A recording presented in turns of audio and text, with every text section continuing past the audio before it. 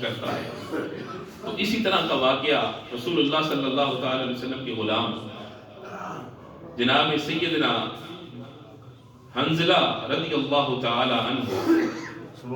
آپ علیہ السلام کے صحابی رسول اللہ صلی اللہ علیہ وسلم کی مجلس میں بیٹھتے ہیں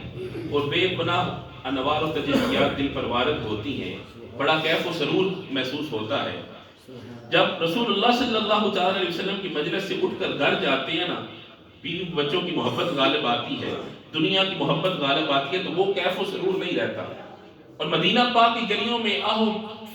فضا کرتے ہیں، آہو پکار کرتے ہیں کہ اے حنظلہ تو ہلاک ہو گیا، حنظلہ تو ہلاک ہو گیا، حنظلہ تو منافق ہو گیا۔ جناب سیدنا ابو بکر صدیق رضی اللہ تعالیٰ عنہ نے جب یہ سنا نا، تو پکڑ کر رسول اللہ صلی اللہ علیہ وسلم کی بارگاہ میں لے آئے اور کہتے ہیں کہ یا رسول اللہ صلی اللہ علیہ وسلم، حنظلہ مدینہ پاک کی گلیوں میں کہتے ہیں کہ حنظلہ تو منافق ہو گیا، حنظلہ تو ہلاک ہو گیا۔ رسول اللہ صلی اللہ تعالی علیہ وسلم نے فرمایا کہ حنظلہ تمہارے ساتھ کیا معاملہ ہے؟ عرض کرتے ہیں کہ یا رسول اللہ صلی اللہ تعالی علیہ وسلم، میرے باپ آپ کے قدموں پر قربان۔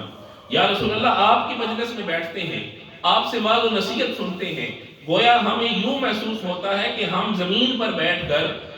جنت کا بھی مشاہدہ کر رہے ہیں اور دوزخ کا بھی ملاحظہ کر رہے ہیں۔ لیکن یا رسول اللہ صلی اللہ علیہ وسلم، آپ کی مجلس سے اٹھ کر گھر جاتے ہیں، بیوی بچوں کی محبت آتی ہے، جب دیکھیں نا ہم اللہ والوں کے آستانے پر آتے ہیں تو اللہ والوں کا ذکر ملتا ہے، اللہ والوں کے آستانے پر آ کر ہمیں اللہ تبارک و تعالیٰ کی محبت کا، اس کی وحدانیت کا ہم اقرار کرتے ہیں تو ایک خاص قسم کا لطف آتا ہے۔ حضرت حنظلہ کہتے ہیں یا رسول اللہ، ہم باہر جاتے ہیں تو وہ کیفیت نہیں رہتی۔ رسول اللہ فرماتے ہیں حنظلہ، ایمان اسی چیز کا نام ہے۔ اور پھر ساتھ ہی رسول اللہ نے فرما دیا کہ اے حنظلہ، اگر یہ کیفیت تمہاری برقرار رہے اور اس کیفیت میں سے تم مقام حال میں چلے جاؤ تو اے حنظلہ، مجھے اس رب کعبہ کی قسم، تم مدینہ پاک کی گلیوں کے اندر کتار رب کے فرشتوں کو اترتے ہوئے دیکھو، وہ تمہارے ساتھ مسافر کے لیے خواہشمند۔ تو جب بندہ اللہ والوں کی صحبت میں بیٹھتا ہے، جب بندہ اللہ کا ذکر کرتا ہے تو اس کے دل میں ایک خاص قسم کی کیفیت پیدا ہوتی ہے۔ تو رسول اللہ فرماتے ہیں کہ وہ کیفیت اگر بندہ برقرار رکھ لینا تو مقام حال میں چلا جائے، وہ بندہ زمین پر کھڑا ہوتا ہے تو عرش معلیٰ کا بھی ملاحظہ کر رہا ہوتا ہے اور تخت السراب کے نیچے دوزخ کا بھی مشاہدہ کر رہا ہوتا ہے۔ سبحان اللہ۔ حضور غوث پاک کی شان وراء الورا ہے۔ آپ حسنی حسینی سید ہیں، باپ کی طرف سے بھی سید، ماں کی طرف سے بھی سید، اور آپ کی شان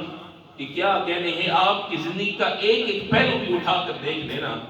تو سبحان اللہ کیا بات ہے حضور غوث پاک کی۔ تو چند حضور